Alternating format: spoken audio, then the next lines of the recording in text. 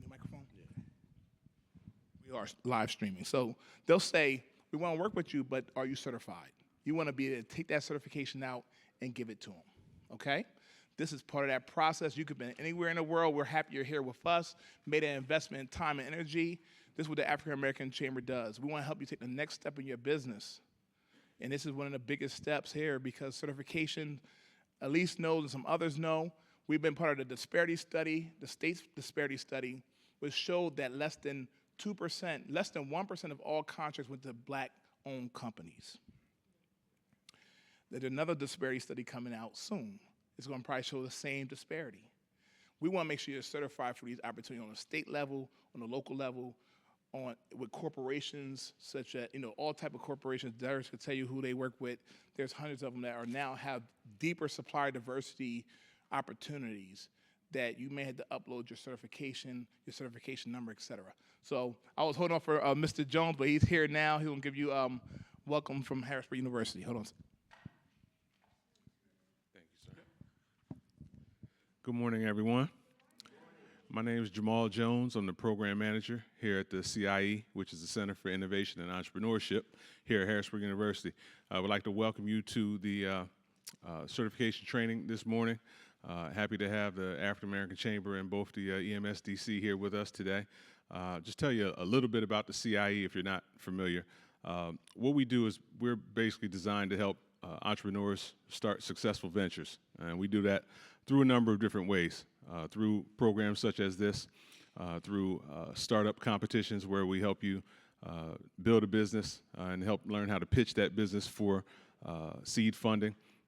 Also through panel discussions where you have access to information from entrepreneurs, from executives, from leaders throughout different industries, and also really just through outreach and through connecting you with other resources in the community that are able to help you, as I said, to build your business. So we're one of the newer centers here at HU. We've only been around for about 24 months.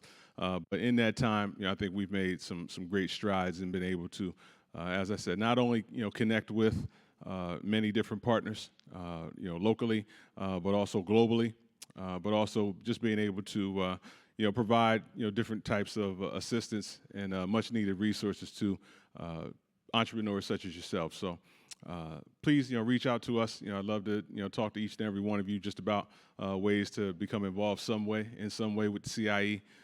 Whether it's through coming into our incubator program, maybe yourselves as business owners, coming in and mentoring some of the high school students that we work with. But I think what's most important is that there is a place for everyone at the CIE if you're interested in going into business for yourself. So thanks a lot for being here this morning. So keeping things moving. I want to introduce Darius Hurst Rodney. He's the MBE Services Recertification Coordinator.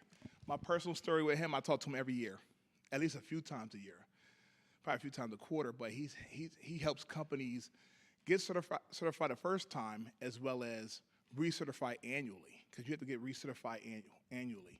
So when you have your questions, hold them to the end. He's here to answer any questions you have. So he's seeing your application when it comes through. So I didn't want to have it go through me and say, oh, well, Leland, what do you know? You're talking to the person that's going to that's going to certify you and recertify you every year. So without further ado, Darius. Hey, everybody. How's everybody doing? Good. So I wanted to start off by just introducing myself. Leland did a beautiful introduction. I am recertification coordinator as well as MBE services coordinator, which means that I'm here for you. That's just a long title of saying I'm here for you, right? I'm going to talk to you about a bunch of different stuff as to how to get certified. It's going to be a bunch of different acronyms that are going to be used. Just stay with me. I know it's going to be a lot, right? So with that being said, I work for the Eastern Minority Supplier Development Council. Yes, that's a very long title. But what we do is we certify ethnically diverse businesses classified as Black, Latino, Native American, Asian American, And our coverage region is all of Pennsylvania, southern New Jersey, and Delaware. We're a part of a 23 council network, which makes up the National Minority Supplier Development Council, which will allow you to work once you're certified as an MBE across the entire United States. So if you need to do a job in California from a major corporation, let's say you wanted to do business with Facebook or something of that nature, well, then Facebook can recognize you as a minority business enterprise and use their set-aside money to work with you as well. All right, next slide.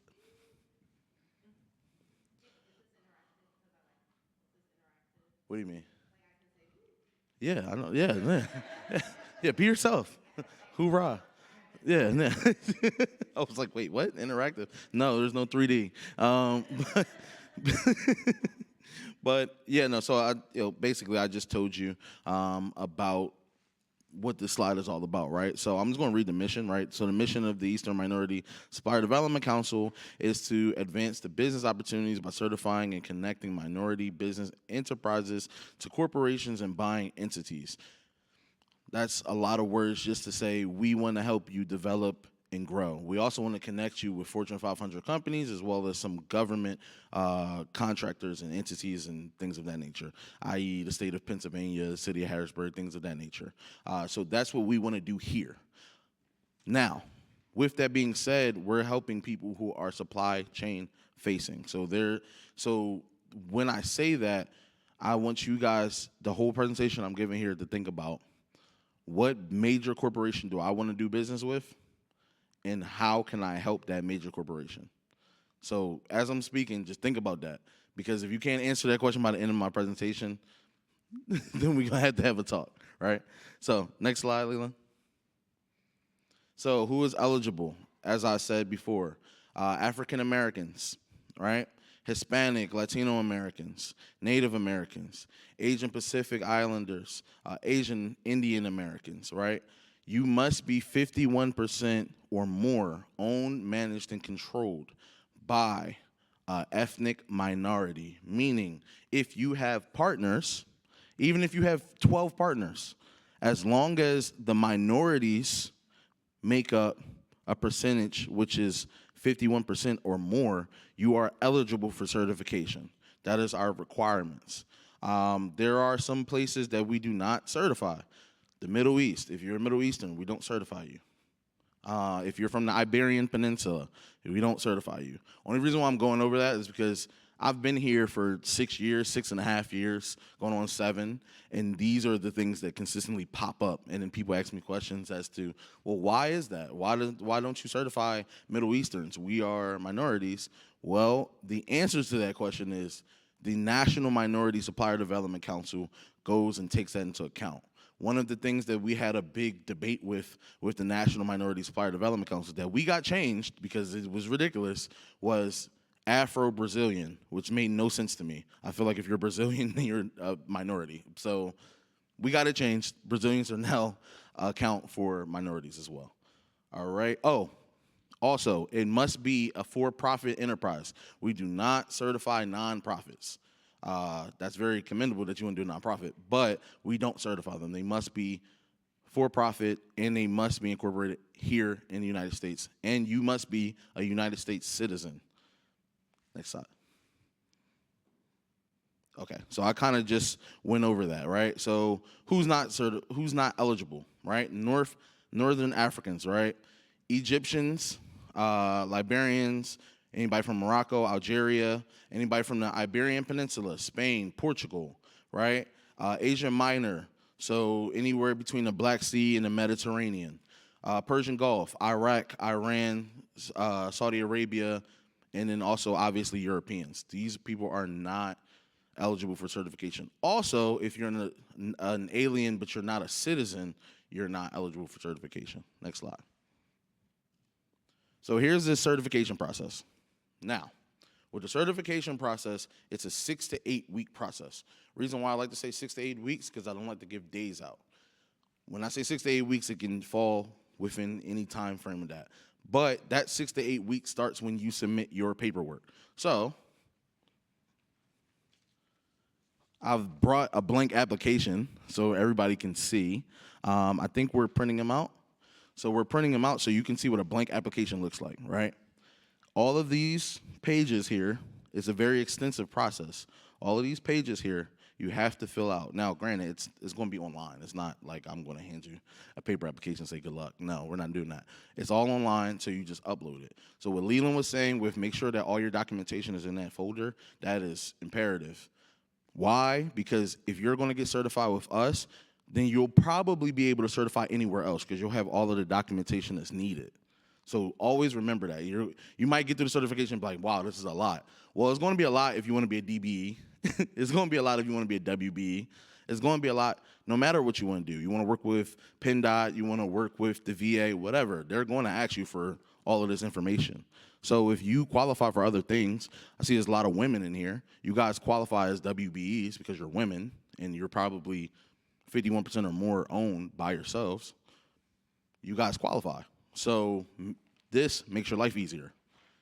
So it starts with the application, this right here. All right? After you go through your application goes into review. Now, it'll get reviewed by a lady named Jan. I will see your application, but it will be reviewed by a lady in Pittsburgh named Jan. Jan has been working with us for the past 25 years, I believe. So she knows everything about everything certification. If you have any questions, please feel free to reach out to her or myself. Do not submit your application until everything is complete and you know what you need to put in there. Once your application is submitted, we can't change anything. It's done. It's submitted, right? You submit your application, then you pay your fee after you submit your application. That starts the process. After that, it goes into review. We're going to do an extensive review and just pretty much make sure that you are who you say you are. After the review is done, we're going to do a site visit. If you are a home-based business, we do not go to homes, right? So if you're a home-based business, we will do it virtually on Zoom. If you have a warehouse, storefront, office, whatever, we'll come. We're going to do a site visit, and we're going to review that same application. A little condensed version, but we're going to review it. And basically what we're doing is making sure, I'm going to answer all your questions at the end, I promise. So we're going to do an entire rundown through everything that's on there just to make sure that you are who you say you are and you do what you say you do, right? So next, you go to committee. Committee is made up of our corporate members, right? Our corporate members are people who you would want to work with anyway, and they all have a vested interest in working with you, right? So, example, you think about a company like Comcast. Comcast has personally worked with MBEs, and I've seen it happen from start to finish. The connection to the contract to the MBE getting paid to everything being delivered. So they're one of our major corporations that will work with MBEs because they have a vested interest in working with you because they have diverse spend dollars. They have money that's sitting there for you. After you go through committee, then you will then be issued out your certificate if you are eligible for certification, right? If you are not eligible for certification, then what we will do is allow you 30 days to appeal. Your appeal has to be a written appeal. Don't come to the office. So it's going to be a written appeal. When you submit your written appeal, we don't allow for you to change any information, but we do allow for you to add extra information to kind of plead your case as to why you are eligible for certification. So here are fees. Again, you have to pay for your membership here. It's an annual fee. Now, we go on tiered systems, right? So class one is anybody who made less than $1 million last year, right? If you made less than $1 million, you're a class 1 MBE. Your initial fee for certification is going to be $300. We prorate it because we want you to get in the door. We're working to eliminate that for class 1s, but that's the working process, right? Your recertification, if you're still under $1 million, is $500. Now, if you're class 2, over $1 million but under 10, your fee is $750, recertification and initial certification, right? Class 3, if you're over 10 but under $50 million, that's an $1,000 certification fee, right? and recertification fee. Class 4, anybody who is $50 million and over, right? That's $1,250. And I feel like if you're a class 4 and you tell me you can't afford $1,250, we have to have a serious conversation. Next. Right, so here are the documents. Everybody, pull out your handy-dandy copy, right? So we're going to need proof of ethnicity, right? Proof of ethnicity, proof of citizenship. These things are passports, birth certificates, IDs, things of that nature, right? We're going to need resumes from everybody in the business, every owner. We're going to need a resume. So if you have 12 owners, we need 12 resumes. 2 years of federal business taxes. If you do not have that, we will ask you for your own personal business taxes. Financial statements. We're going to need financial statements for the business. Notes payable if you have any. A deep fictitious business statement if you are a DBA. If you don't know what a fictitious business statement is, don't worry about it. Click NA and keep going. So business leasing agreement, equipment rental or purchase agreement. We're going to need contract work history. So we're going to need some referrals from the people who, well, not referrals necessarily, but we're going to need references for the people who you've done work with in the past. Proof of bonding capacity if applicable. Copy of bank signage card. Who's taking money out, who's putting money in, right?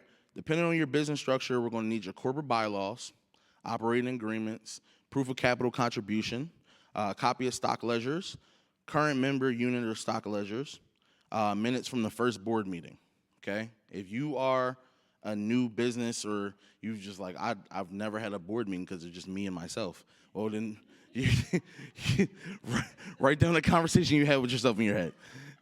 Submit it as your first board meeting. Next. So again, just to reiterate, you go through a process. This is a big process, a complete process. This is a lot of information to put down. So I want you to take your time. Do not feel like you need to rush. Some people come to me in a big rush, like, I need to get certified because I was working with University of Harrisburg, and they said that I need to be certified for me to do a roofing contract for them. It's like, what? Calm down. You got to take your time with this process, please, because you will mess up, and it will be bad, and you'll be denied because you messed up. So take your time. The potential MBE must be considered an independent business, right? So you have to be your own business. You are not allowed to be a shell company for another company or a subsidiary of a major non-minority corporation, okay? It has to be an independent company. So we're going to consider all relevant factors, and any business that has a non-minority will be highly scrutinized, because we want to make sure that you're a minority and you're not a pass-through. We also want to make sure that you have the necessary knowledge. Fun story, right? I had a company where it was a wife and a husband. The husband was an American man, a Caucasian man. The wife was from like Cambodia. The wife barely spoke English, and all of her relevant information and relevant experience was from working for her husband. They tried to get certified. Obviously, they got denied. Why? Because it's obviously her husband's company, right? So we're trying to defend against stuff like that. Fraud happens, and we won't allow for fraud to happen. That's the reason why we're going to ask you for a lot of federal documentation, because you can lie to us, but you're not going to lie to Uncle Sam. So next slide. Site visits. Okay, so site visits, we're going to come to your property, wherever you're housing your business. If you're a restaurant, we'll come to your restaurant. If you're a manufacturer, we'll come to your warehouse. If you were something to deal with in office, we'll come to your office. And again, we're going to basically review this in a little condensed form. I should have brought the actual site visit form, but I didn't think to do that. It's really simple.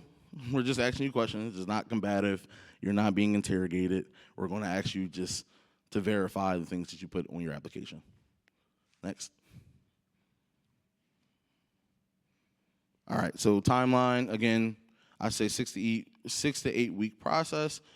This says 60 to 90 days, but all of that is contingent upon how fast you get this into us. If this is incomplete and it's sitting in draft mode, then that 60 to 90 days turn into 365 days.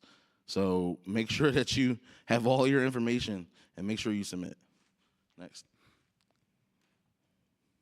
All right, so that brings me to Q&A. This is Jan's information. If you guys are getting certified, I would advise you to reach out to Jan as well. She's out of our Pittsburgh office, and she does the new certification, so you want to make sure that you have her contact information if you guys are going to go get certified. All right?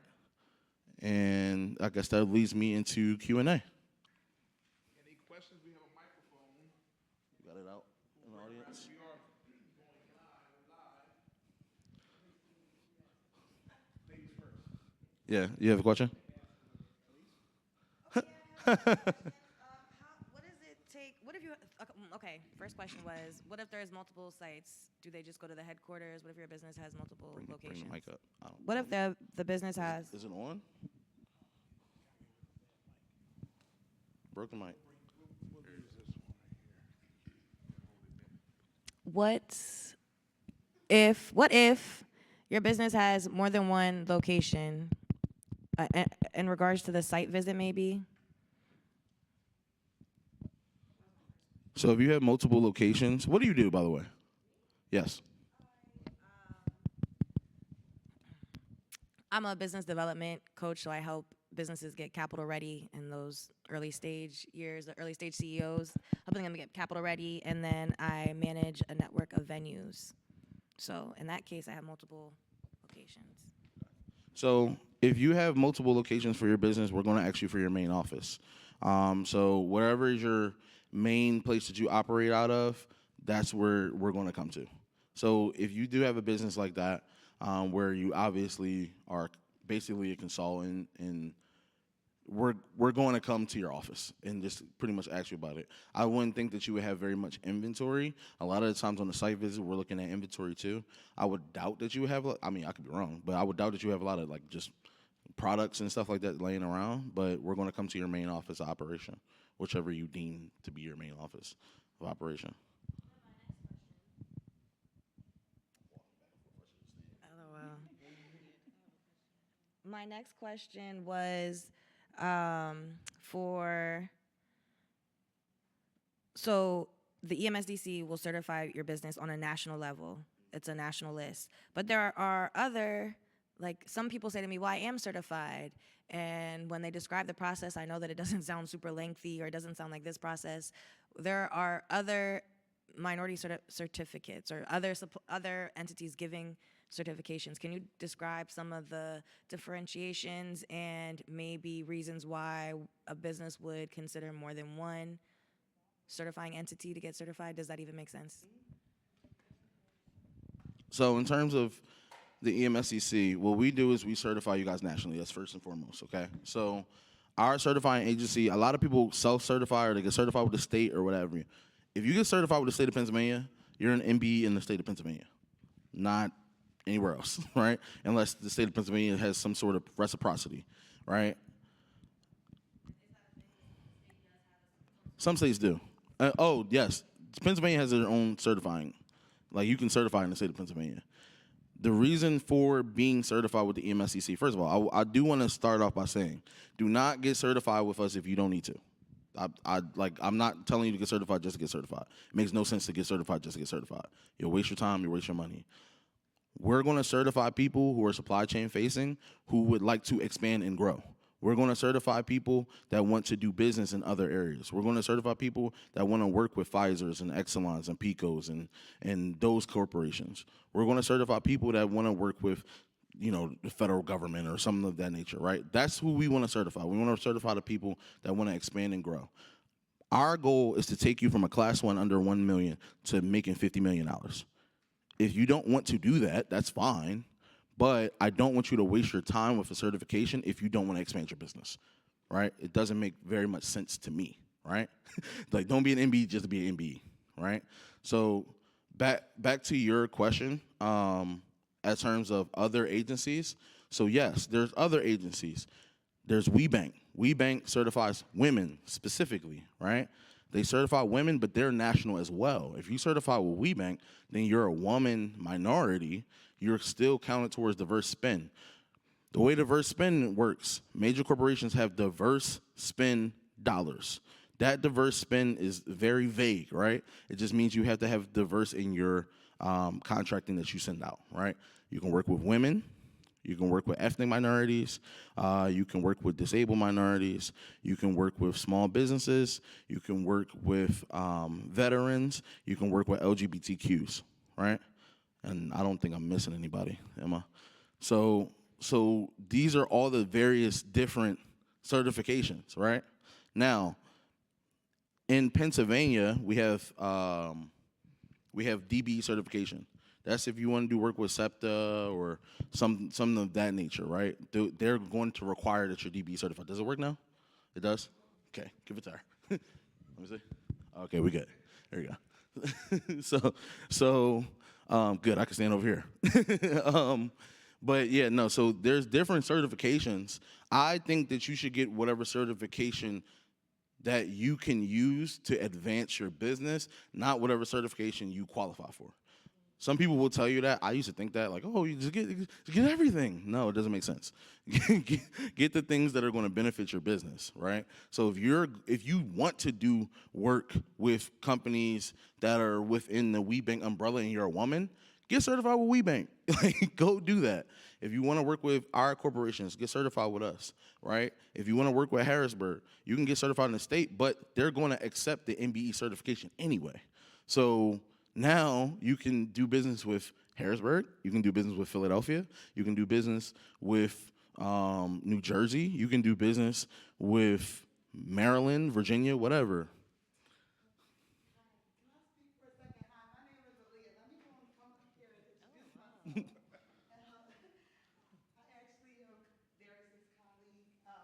Director of MBE Services. So I wanted to come up here and kind of talk to you guys and let you guys know some of the benefits as well. Just as Darius said, I've been speaking to a lot of minority business enterprises that want to get certified. If you're not ready to get certified, the way I explain it to people is there's other ways to find value in our network without just getting certified. So I could tell you about some opportunities that does not require certification so that you could join the network and find the value in our network prior to getting certified. And as he was saying, there's other designations like women in business enterprises and veteran-owned and LGBTQT that you can fit. But what I tell people is look into those networks, see who their corporate partners are, see what those main objectives are before getting certified. We all have different corporate members in the public and private entities. So as he was saying about DBE, I actually just worked with someone the other day, and they're like, Aaliyah, why do I need all these different designations? Why do I need to be DBE if I'm already MBE? DBE focuses more on federal contracting and government contracting. And I do, you know, if you have the type of industry, or you're working in the type of industry and services that's what you're looking to gain, then you should get DBE certified as well. There's a lot of public projects that you may qualify for as an MBE, but they will ask you to take that extra step and get DBE certified. So look on the website, look and see who their partners are, see what type of events you can engage without being certified. And then when you come to these events, like Leland knows, we have a lot of invite-only events like Share that's coming up in June. Okay, I went to this event, I met a corporate member that happens to be interested in me. They asked me to get certified. Now you have a reason to get certified. So sometimes I tell people to let that opportunity come to you before even getting certified. I'm gonna come mix and mingle and network with you guys, but until I get that opportunity that's really making me get certified, I'm gonna wait because my company is not completely ready. Take advantage of the developmental programming that we have. We have a lot of resources. As a liaison and advocate for your business, I suggest that you try to utilize those services as much as possible and not just focus on the certification. I have people come to me and ask, Oh, Lee, I need help with funding. I need help building my website. I need help getting some access to some of these resources. And what I do is I still direct them. I'm not going to say, oh, you're not certified. I ain't helping you. It doesn't work like that. That's not how our network is. It's more so like a family, and we want you to be prepared for these opportunities when you do come across them. So take advantage of all of the developmental, the resources, the referrals that we can advocate amongst our network for you. And also be very aware of your targets. Some people come in and say, look, this is what I do. I don't know, get me a contract. That's not the attitude you want to lead with when you're coming into this organization. I direct people to our website. Do your research. We have regional partners, and we also have national partners. So even if there's not someone in our direct region that you're interested in or maybe interested in you, you could say, look, I know that Nabisco is a part of the national organization. I want to contract with them. I've realized that I can do business with them, and we could go that extra mile to reach outside of our region as well. So just utilize us. So the share event is basically one of our invite-only events. A lot of our corporate members, they have businesses that they already work with that's not certified. So they bring them to share so that they can actually engage with other corporate members. So like Leland is always invited to share because he knows a lot of our corporate members, and they look up to him and they know what he could do, so they bring him so he can get introduced to other corporations that he's not doing business with. So I explain to people, it's like the 6 degrees of separation conversation. Learn how to pitch your business, learn how to sell your business, so when you're talking to somebody like me, Darius, or Leland, being as though he's the chamber president, he can say, look, I know this guy, he has a dump truck business, he services this area, and we're advocating for you when you're not even in the room. You're networking at these type of events. You're talking to the person that's next to you as well. Network amongst each other. Let each other know what you do, because a lot of people want to support other black businesses. It's not just a corporation with a big multi-million-dollar contract. These are people that can get your name out and say, look, I know a sister in your area. She does this. She's actually worked for these previous corporate customers. And you want to explain your business to everyone so that it can spread like wildfire amongst our network. So networking is a very big part. Knowing your capabilities and knowing your strengths is definitely something that's going to push you ahead. So if anybody has any questions, I'll be just sitting over here listening, but we did put some information out on the table for you guys as well. Okay? Real quick, Aaliyah, thank you for coming up. I mean, Sharia knows we've been working for 3 years to get them here. The pandemic hit. We were asking, I've done certification class, we've done certification classes, but it's great to hear from the decision maker. I think it does, because I've certified myself in other companies, but when you hear the decision maker, these are folks that call me. There's, hey, call Comcast. I had an opportunity with Comcast just on a phone call from the president, Val. She was like, hey, call Think Tank. They called me for a Comcast deal. They advocate when we're not in the room, so that's really awesome. So I'm very happy to have them here. When I heard Leo was coming, I said, okay, this is a pretty big deal. We got one, but now we got two. So any other questions? The microphone? Yeah. Just like a show of hands, is there anybody else, like, I know, Charlotte, you're in our WeShare industry, but is there anybody else that's like in service-based, beauty-based, wellness-based industry? Wellness, beauty. Right. Okay. So it's a nice little percentage.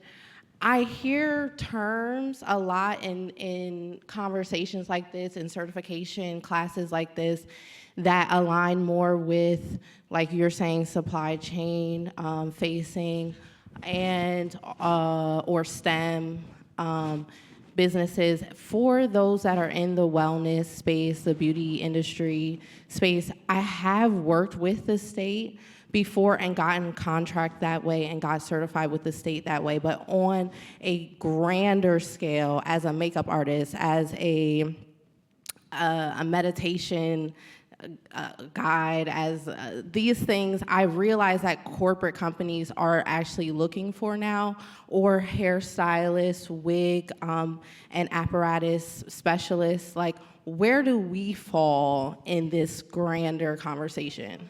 So here we go. So that's twofold, right? So I'll just reason why I brought Aaliyah back up, right? So Leah, come here. But so it's twofold, right? First thing I'm gonna say is, if you have a cosmetic line, if you have some sort of line that you're, sending out in terms of products, good. Because if you're certified now, you can work with Walmarts and Targets and things of that nature. So that's good, right? If you have a product now, if you are a beautician now, we do have a program called Registered and Listed, what I'm gonna let Aaliyah speak more about. Because unless you want to work with big corporations, right? Sometimes certification doesn't match up for you, but you can also get the same benefits of being certified as being registered and listed. And now I will let Aaliyah explain the Registered and Listed program. Right. I'm so happy that you brought this up because this is something that I'm learning to manage more better now. So we have a lot of professional service and personal service businesses like the one you mentioned that may not be supply chain facing. You may not get a multi-million-dollar contract to do hair or anything like that.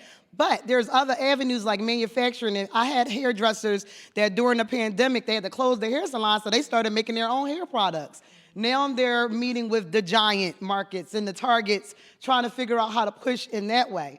But we also have a new program, and actually I would love to send you the information. It's going to be a pre-launch with NMSDC tomorrow in Chicago for our new listed and registered. Well, is going to collaborate with our listed and registered services that he just spoke of, but it's called the Diverse Yellow Pages.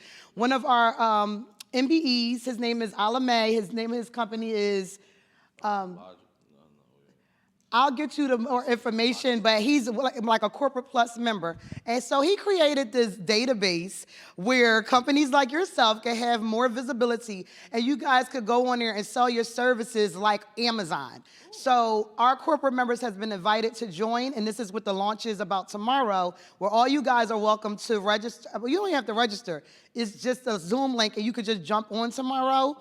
And he'll explain how you could join our listed and registered. You could join the Diverse Yellow Pages, and companies, if they Google hair salon, you'll come up. They could buy directly from you. We're able to track it on the back end, and it's very beneficial for companies that you don't even have to be certified to be a part of this.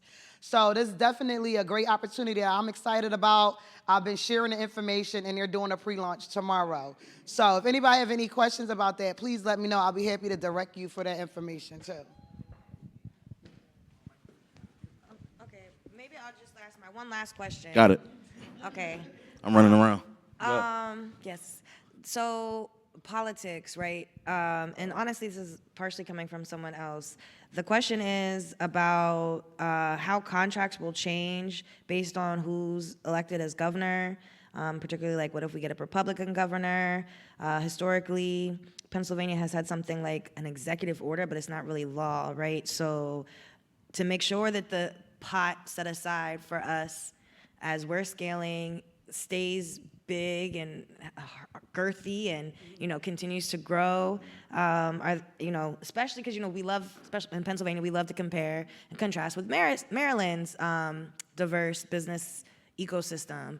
So maybe on the political side, how do we advocate or prepare for the swing in folks in office? I was going to respond to the set-aside money part that you spoke of. I don't know if any changes in the government will affect the fact that there's been a lot of short order purchasing that has been advertised, and I want you guys to be very, very to be open to some of the short. What do they call it? The set-aside under $50,000 contracts that you don't even have to respond to RFP. Once you become a part of some of these networks, I'm actually, if anybody ain't heard of the Co-Stars program, you're in Co-Stars, I'm actually doing an info session for Co-Stars. I'm doing that June the 9th, Leland. I'll share it so you can share it with your network. But this is a way for you guys to stay on top of some of those government contracts. And what they do is once you become a preferred vendor with Co-Stars, they penny back you throughout any public utility type of service company. So let's just say if you go through Co-Stars, you get a contract with the local housing authority. Now the local gas company knows that you're verified in their system, so when they need that service, they just grab you off of co-stars. So get involved in your local municipalities, get registered on their supplier diversity portal so that when they have opportunities, and some of them have them even geared specifically for your industry. Oh, this is a plumber, so now every time a plumbing bid comes up, they send it right to you. So this is what you want to do is kind of like, I'm in Philadelphia, I'm not really familiar with all of your boroughs and surrounding counties, but I tell them, oh, get on Norristown, get on, you know, Montgomery County, everyone around you, let them know what you're, you know, it may be time consuming to work in your business and on your business, but this is why we got to set aside a day to do these type of researches and be aware of all the opportunities around you. Because the set aside money adds up and you can use it for your professional portfolio. I tell people all the time, oh, I only worked with the city, they take a long time to pay, it was a short contract, but guess what? Now you were able to put that on your capability statement, and when you're going after your main target, you could say, look, I work all around my city, they know me, my name, is out there, and it'll be an easy way for you to keep it going. I will add to that real quick, at least that, state PA is tough. It's super tough. The disparity study showed that. I think with Darius and Aaliyah, with the MSDC, it's more corporate purchasing, which is great because they have some internal things that the board of directors are saying we need more diverse spend. Or they're on a regulated industry and they need, like healthcare is regulated to the point they need to have 10%, 8% spend because they're getting federal money for Medicaid, Medicare, et cetera. So those are the type of, I shifted my focus from that type of work, from going to the state directly, I beat my head against the wall, literally, to going to the corporation that has that contract with the state and then being a supporting, company to that prime. So it's just ways to work around. This is more of a corporate spend thing. My name is Joseph Evans Carter. My company is JEC and Associates. I'm an overall wellness group and personal fitness coaching company. The question that I have is, does it matter if I work out of a location? Because okay. So how does that visit thing work? So you don't. Real quick. Oh, I'm sorry. Finish your question. I'm sorry. My registered is at my home address, but I work out of a gym right now. That's my question. Do you own a gym? No. Okay. So in terms of like site to. visits, I think that's what you're talking about, right? Yes. So do you have office space in the gym? Or can you have office There space is in the no gym? office space, but yes, I can but utilize you the could office have space. you could have like space within the gym to have a meeting, Yes. right? Yeah. So what will more than likely happen? We would come to the gym, and we would go to wherever your desk is in the gym, or a secluded area, and then do the site visit with you there. And instead of obviously we wouldn't come to your home, but if we did come to the gym, we would talk to him. We obviously understand that you're a health and wellness coach.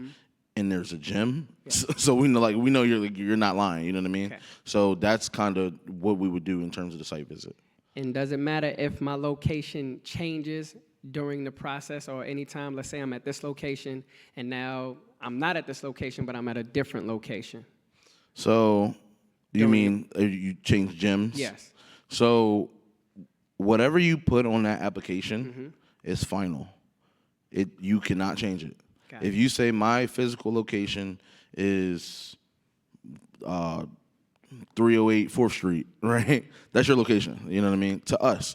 Because whatever is submitted into us is final. Like it's etched in stone as soon as you submit that application. So if you are going to change locations, either A, wait till you change the location, or B, don't change your actual location to go to. But you can also call us like when it's time to do the site visit and say, listen, I'm at this location. Here's my location. For example, we had an MBE who had a store in a warehouse, right? 2 different locations. On the application, he put the store. Now, he sold the store in the middle of us certifying him.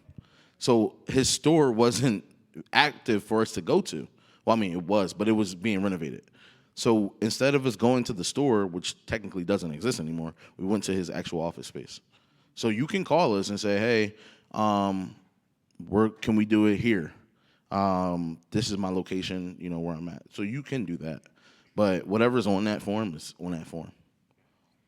And like my company, we focus on fitness, identity, lifestyle, and emotional strategy coaching.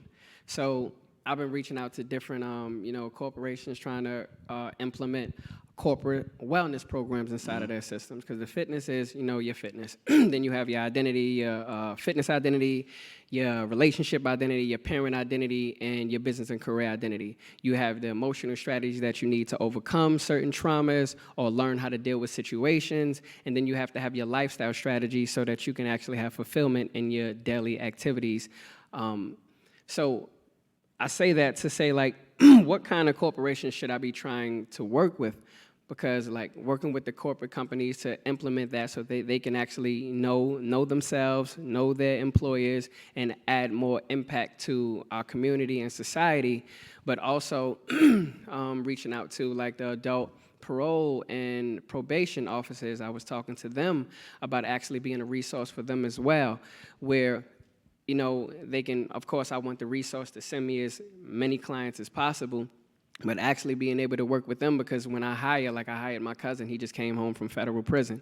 I can pay him $20 to $30 an hour so that now we eliminate that motivating driving force of going back to, those habits to make a living for yourself. So what kind of corporations should I be trying to do business with is the question. So, first off, I think that you have a very wide net of corporations you can do business with. That's first off. So I wouldn't tell you to pigeonhole yourself and just be like, oh, okay, I want to work with these. You know what I mean? Because you have a niche, right? So different people have different niches. What you're doing is health and wellness, so it's a bit of a niche, right? So what I would advise for you to do is to get listed and registered with us. But I would also advise you to give me and Aaliyah your card before you leave if you have your cards with you. Reason being, we have different programming that requires people like you. For example, we did Pivot Week last year. We're doing it again this year. We always have some type of health and wellness thing there. If we would have known about you 3 weeks ago, you probably would be featured on Pivot Week, right? But Pivot Week is really important for you. Here's why. It's two councils joining together to do one program. Our council, which is the Eastern Council, Pennsylvania, South Jersey, and Delaware, plus the New Orleans Council, which does New Orleans. I think they do Alabama too, right? So you would be on a more technically national stage. Like, people would know you from various different regions. So that would have expanded your business as well.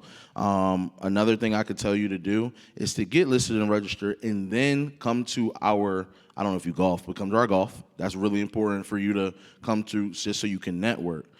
Also, I would advise for you to go to our Roar conference, right? Because our Roar conference is really good for networking and matchmaking in of itself. So what you're going to have to do is you're going to have to pitch yourself, kind of the way you just pitched it here, to different people. I'm not going to say there's a necessary target that you should have. It should be a method of, I'm going to explain to you what I do for everybody to talk to. You want to elaborate? It's piggybacking on what he said, is identifying your target is one of the first things that we work on as soon as you come into so before you go to the Roar and all of these places, when you're networking with other individuals like yourself and researchers, so I told my boss I wanted to start a water ice business one year. She was like, do you know how many water ice providers are in your area? And just researching other people that do what you do, finding out how they grew and what next steps they took will kind of give you a little bit more guidance on what you're identifying your targets. Because you may say, okay, I've seen other fitness coach, lifestyle coaches. This is all the things that will be listed on your profile, all the different things that you're able to do. And it will be easier for you to identify who your corporate targets are once you start doing a little research and seeing how other fitness coaches have been able to grow their brand.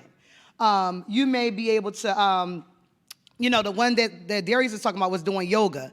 I have an opportunity right now. They're looking for a massage therapist. So you start talking to us, you may start changing, adding things that, I know how to do that too. And you might be adding that to your capabilities and not even realize that you're stretched, you're reaching farther as you learn about your targets. So just a little research on how other people been able to grow their brand. I know fitness coaches have started selling the meal plans. And, it's just so many ways y'all can make money. I could just go all day. It comes as a total package. Everything is a total package, and I work with them as they need it. Okay.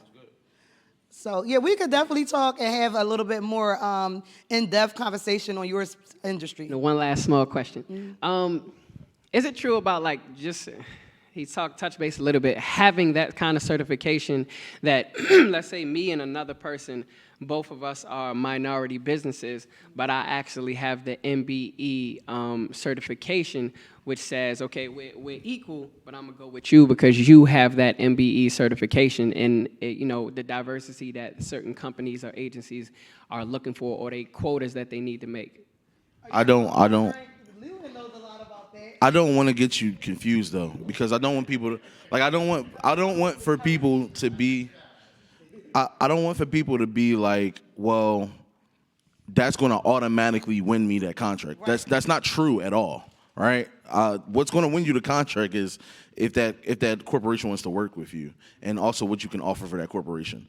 For your specific industry, that's not the same, right? Just because of what you do is health and wellness, right? So it's a little different for you. But if, let's say you were something like a manufacturer or something like that, would they say, okay, I want to work with this diverse company over this diverse company because this company has certification? Not necessarily. If company A can offer me more than company B can offer me, but company A needs to get certified, well, maybe my contract doesn't.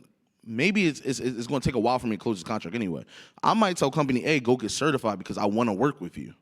You see what I'm saying? So don't just automatically assume I have an MBE certificate, I'm better than you. No, you're not. It's not, that certificate is not a golden ticket.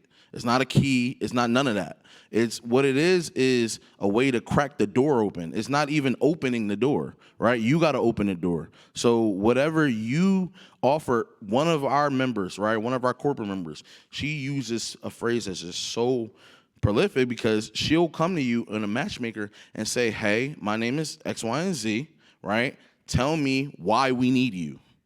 That's more important to, I got a certification. That certification is just extra. It's like the cherry on top of the ice cream. It's not the ice cream cone. You know what I mean? Your business and what you're able to convey and sell yourself is more important than anything. I think to answer another part of what you were trying to ask about partnerships is why I kind of brought Leland in. Like some of these opportunities we see, you might be like, oh wait, that's big. They want a lifestyle coach with a gym, with this on top of it. Okay, where partnership comes in, you could say, listen, I already do half of the things they want.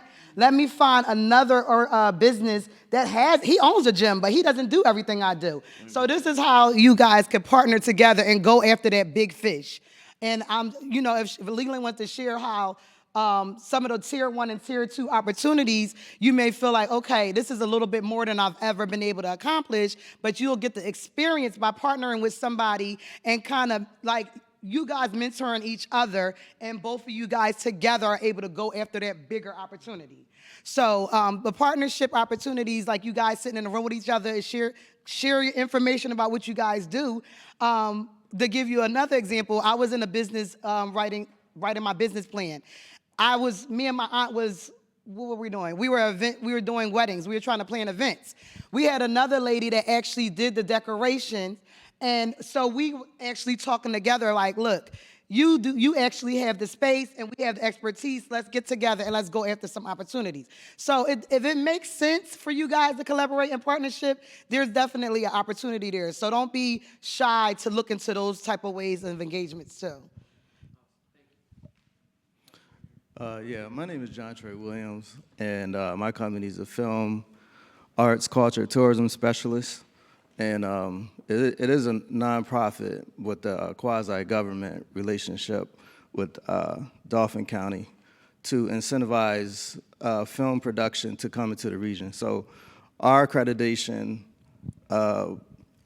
requires a marriage between a municipality and a nonprofit in order to get accredited to be able to do what I just said and matter. So right now, only Philly, Pittsburgh, and Erie has this certification. So that means all of the film tax credit incentives that come to the Pennsylvania region, they're the ones that are on the map. So since the tax credit's been introduced in 2007, it's been $5.9 billion that come through the state, none of it within this county or region. So our effort will will pretty much birth the Central PA Film Commission. Now, I'm interested in a lot of what you guys are saying from an infrastructure standpoint, the infrastructure that you guys have. Because one of the key concerns, so it's like two parts to what we do. One is to bring in the projects.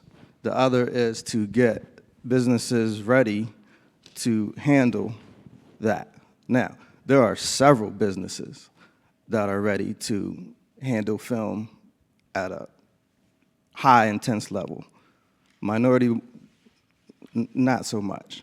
So our interest is to really help build business, and it's not just people who film and do those things. It's every business that you can think of, from the carpenter, electrician, the dog walkers, beauticians, anything you can think of. And so I got interested in the infrastructure of, like, when I look through this paper and when I hear your presentation, and this is kind of daunting going through this, but it's a little bit of a haze, but I like it though, because that means if somebody goes through all of this and they go through that 6-8 month period that you're talking about, that means that they're serious. And what I'm trying to say is, you spoke towards the database. And one thing that we've been really working with another company to build a database that basically, when you're marketing this region, they can go and look for any company, not just minority, but they'd be able to click on a database and see how many veterans are there women-owned, is there anything that could categorize to make within this demographic, they want to see what kind of businesses are in the region. That part of it was kind of daunting to me, and I wanted to know, is it the database that you just referenced with the, is that an internal or is it external? Is it another company that created a database? Our database? Yeah. Our, Talking about the listed and registered launch I'm talking about for tomorrow? Yeah, that's external, right? We actually did start the listed and registered internally. Okay. But this is going to be in collaboration with our listed and registered. I actually spoke to this MBE. He had the product. He pitched it to Valerie. It had to come down the pipeline. That wasn't my idea. But when he pitched it to her, I was like, wow, that's a great way for me to get more visibility behind our listed and registered. Right. Because the certified, they didn't have to be certified. So it made sense for my program. So that's why I was saying, like, you can't, and I had to learn that because I get excited. Like, me hearing about what you're trying to do in the film industry gets me really excited. But if it's not something that aligns with our mission, it's not nothing that I could just say, oh, this is another nonprofit, let me partner with him. But, well, to let you know, we only certify for-profits. But what we do with nonprofit organizations like yours is we partner with them. And this whole thing what Darius is saying about getting certified and it's just a piece of paper, me as being a first contact for some of these MBEs, I try to make them understand this is about building relationships, really. Mm-hmm. Certification ain't nothing but something to add to your professional resume. It's literally, just checking a box. But when you come into this organization, it's like you're dating. Like you're dating these people. You're building a relationship. You want them to trust you. I had a corporate member that told me years ago, because I came in all ambitious. Oh, I'm going to match everybody up with people they want. He was like, Aaliyah, no. I see RFPs. It could be somebody from China that made that up and sent that to me. I want to meet the person face to face. I want to get to know them. I want to get to personally know them to see, do I trust giving you this multi-million-dollar contract? That's a lot of money. I think we think when we're talking about these corporations and they're just giving out money, if they give it to a vendor that's not capable of handling it, it falls back on their relation and our relationship as EMSDC. It affects our relationship too, because are you guys vetting these people, or are y'all just sending me everybody that checks the box? So that's why we've been being a little bit more intentional about our introductions, and we've been asking questions. Are you ready for this opportunity? Right. If not, let's send you to these different channels in different ways. Now, you talking about the film industry specifically, we have a new MBE, Terrell.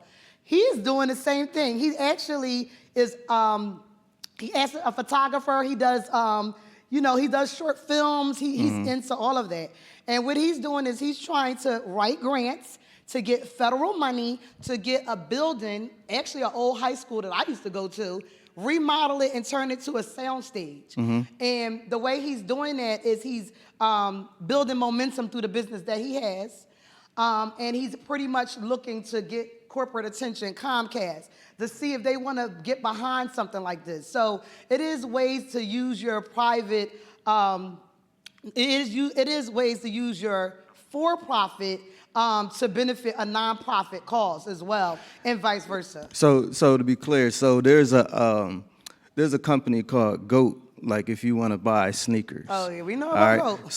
So with GOAT, that if I'm purchasing a sneaker and it goes through GOAT, I know, cool, that these Jordans are real, or Right. whatever it is. So that's what makes what you do interesting to me, because, like, for instance, I just went on a film shoot in Lancaster, and it was an underwater film shoot where there was green screen and they were making it look like this dude jumped into a canyon, but it was a swimming pool. And the company that put the backdrop in the swimming pool, it was a group of black guys, men. This is a tall feat. I'm telling you, everywhere from Atlanta to Los Angeles, it is hard to find black or minority companies that do that. Like behind the camera, you're not gonna see a lot of that. So I pulled them aside. I was like, these guys were from Philadelphia. But really, anywhere within the state of Pennsylvania is like fair game for this accreditation, because when a project comes and it's unionized, you have to use people within the state or the local area. Yeah. So we'd be interested in taking, here's another big problem, people that are hair and makeup. There's not enough black people in the hair and makeup space. I literally know a project that came here into Pennsylvania, and because that union that started to that is called IATSE, and there was somebody that came here that had to make a stop not too far away to get their hair pretty much cornrowed back, and they had to get production to make them a wig because nobody on set was gonna know how to do I don't hair. want to interrupt you, but they're out here. But the problem is, I've personally met, like, that's what the point of listed and registered is, to fill some of these gaps. Because a lot of people are doing well. They don't want to be bothered. I don't need to get certified with y'all. I got money. I already got contracts. I don't really need to be, but y'all do need to be affiliated with us because we can't find you. Right, When that's opportunities my come point. up, it's looking like we don't have these people. So what we do is we reach out to the chambers. We reach out to so we service the entire Pennsylvania, the entire Delaware, and Southern Jersey. So just imagine how many resource groups that we have to keep in contact with to make sure that we're reaching some of the businesses that's not certified. And we might say, look, Leland, do you know somebody that does this? Because we don't have this person in our network. So we do encourage people, if you know somebody that's doing well in their business, they could have been in business for 30 years. They're not certified. They don't feel like they need certification. We're making money. We're doing well. Still encourage them to be a part of these business networks so everybody can find them. We can't just, in the disparity studies, it's coming up that we don't have people in these spaces, and we really do. And it's kind of like the census report. We need to get better with it because we have to, be able to let people know we're capable. We can do anything. So, and I'm actually getting in contact with the Dominican chamber. So I'm being more involved in the Asian chambers because it's not just about black people. Diversity and minority goes a long way. So we're trying to be inclusive of all those classes as well, too. So. Hi, good afternoon. I'm Charlotte Michelle, and I am just really grateful to be here, and it is a wealth of information that you are giving, so thank you very much.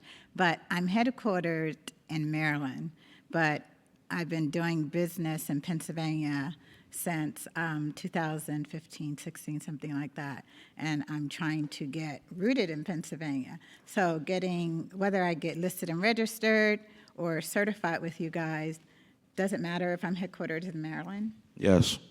So if you're headquartered in another state, you have to get certified in that state. However, for listed and registered, you can still be listed and registered with us. What if I'm going to create a mainstay here? So that's different. So I mean, I'm registered as a entity in Pennsylvania. I have my entity registered in Pennsylvania. It's just that I had to close my business during the pandemic, but I've been doing contractual things, and I'm Yeah. in PA doing business. So in that case, in terms of certification and individually, once you incorporate in another state, if your company is still incorporated there, we can't certify you. That's certification. But if you then, let's say you open up another entity or you switch where you're located. So basically, there's been companies that have come through our council that might be in like Virginia, but they're allowed to certify with us because they're doing all business in Pennsylvania. So that's an interesting area. So if you are doing majority of your business and all your business in Pennsylvania and you registered in Pennsylvania, then you are allowed to certify in PA. That's So for what's the certification percentage? specifically. What's the percentage of business that I need to be doing in Pennsylvania to be certified in Pennsylvania? Let me give you another route.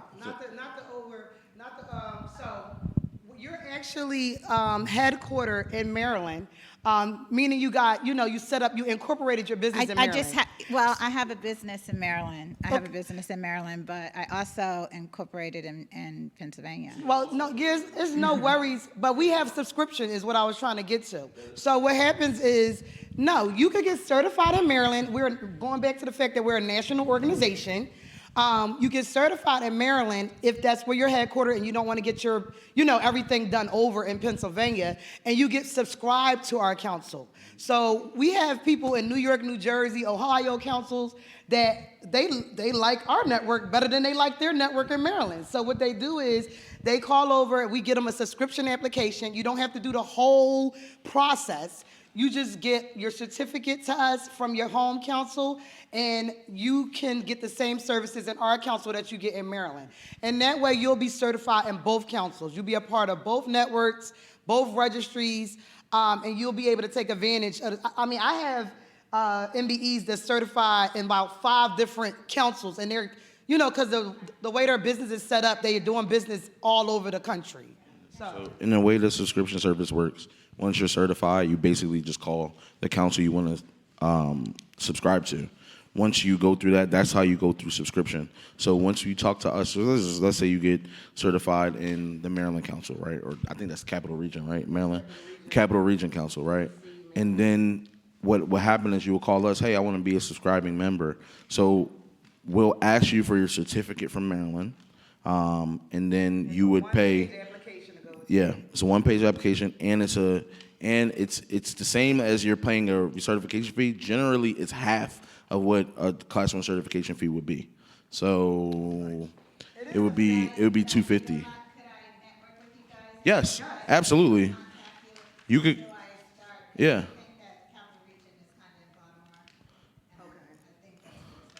Yeah, so you can stay. All of you guys can talk to us all the time. Like we're here for you guys, all right? So that doesn't mean like I don't need for you to be an MBE for me to be like, oh, okay, let me help you out. Like I help people out because I want to help people out. Like I don't like it doesn't matter if you're MBE or not. It's just more so when we talk about events and stuff like that. That's when that comes into play. You should be fine though. That's what I'm saying. Like if you have an entity incorporated in PA, you can certify the entity with us. Okay. And after this, you can talk to Jan Fleischner. She's our certification manager. She is the lady for all those certification questions, and she'll figure out a way to get you in, within our council for sure. But let me say this real quick. Before you call,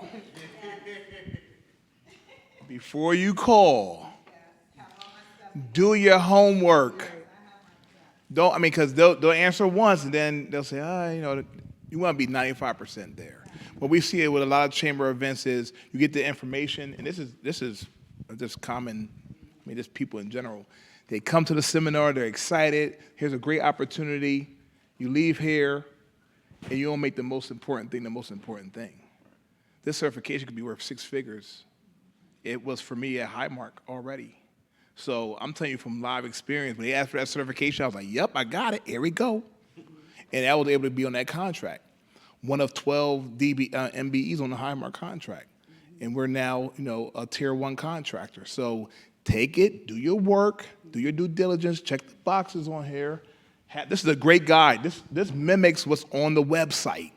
So before you go to the web, you can have a user. The cool thing about it is they did I used to do paper applications. Me and Sheree did paper apps. Yeah, no, Now, yeah. this is the cool part. They were when the you worst. log on and make your account, it now saves your information. So you're in a rush through it. You can do a page today, 2 pages tomorrow. It'll be in draft form. When you hit submit, now you're official. Now you're official. So it's very important. Check this out. Put your stuff in the envelope. Download the fast scanner because that's your PDF. I'm telling you, it's going to save you. You'll thank me later. You just send it right to yourself. And like Darius said, if you want to get any other certification, I have 3 certifications. This is the framework for like 90% of all of it. Yeah, so you'll get MBE, WBE, if you want to be DBE, whatever. This is your fact. It asks 9% of the same questions. That 10% being different. We did ask on a disparity study team, hey, why do you have us doing all these certifications? Shouldn't it be one and then you do reciprocity through the other ones? It is what it is. So you got to work within the confines and constructs that we have, but MSDC is a great place to start. I realized just now I'm just the Eastern MSDC, but I want to get subscription. Now I have a new term to Atlanta. You know what I mean? To Virginia. I know we them coming very that well, way. too. So here we go. We know every council pretty much very, very well. And if we don't know the people that work there, then we at least, somebody knows them. I have a personal relationship, so every year we do a certification workshop and we go somewhere, right? So I pretty much know every certification staffer across the entire country.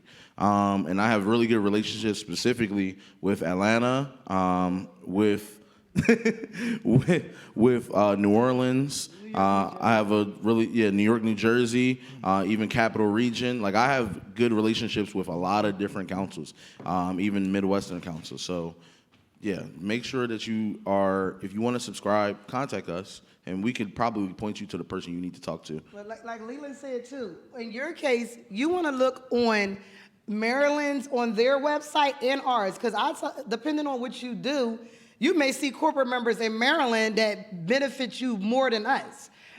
So you should definitely do your research and kind of see, even though you get certified one of us, you'll be certified with both of them, but it may be more value there as well that you haven't been able to see. So. What I'll say I also want to, one second, Leland. What I also wanted to say for everybody that wants to subscribe to different councils, right? If you do have like your businesses in 2 different places, right? So let's say that you do have that. Every council has a different certification cost, by the way. So it's not like there's one certification cost per council. That doesn't happen. Each of our entities are individualized entities. We're each individualized. So we're all going to have different certification fees and different subscription fees. I want to let you guys know that now. So if you do have Maryland, I don't know if Maryland's cheaper than ours. I haven't gone and looked for their process. But let's say Maryland's cheaper than ours. Well, you might want to certify in Maryland and subscribe to us. You know what I mean? It might save you money. So I do want you guys to do that research as well. I did want to say that. Go ahead. No problem. Hello, everyone. My name is Cian Rose, the owner of Cian's Caribbean Kitchen. Now, my question is, at what stage in your business do you seek certification? I ask because I'm not interested in certifying the business I currently operate. It's a different business that's in the startup phase, but I know that business, we will be seeking corporate and federal relationships.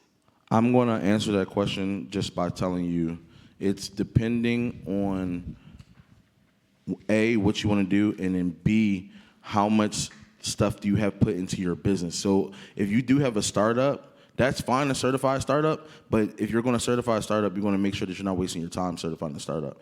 So I always tell people to get some sort of infrastructure too. So I want you to do a job or 2 without that certification just because I want you to have some type of work history. Like if you can't answer everything on this form, all right, if you're like kind of stumbling across or whatever like that, then I would wait, honestly. Like the certification is not going anywhere, right? So I would wait until you're ready. So in terms of what stage, right. But I wanted interrupt him and say, if you're a caterer, honey, get certified. We need Yeah, you should get certified for sure. everybody. If you're a caterer, I'm getting lunch there today. because I have a lot of caterers in our area, and we need more on our registry.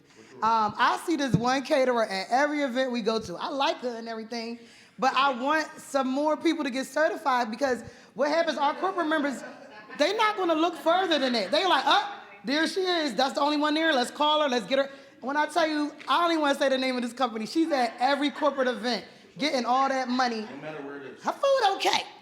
But I know a lot of black-owned restaurants or minority-owned restaurants. I'd rather have some Asian restaurants up there.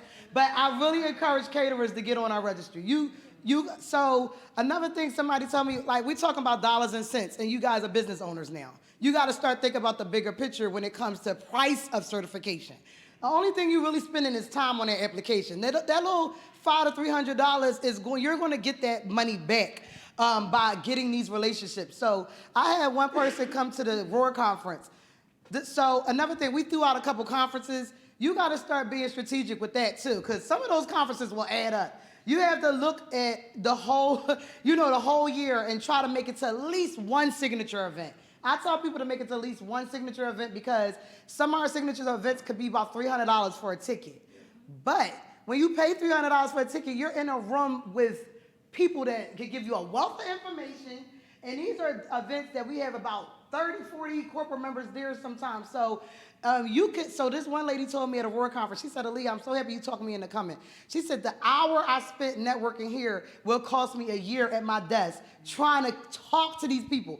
Okay, yeah, you spoke to somebody at Foot Locker. They didn't hire you today, but you wouldn't have had the opportunity to meet them, get feedback from them just from sitting on your desk emailing them the way you would be able to in person.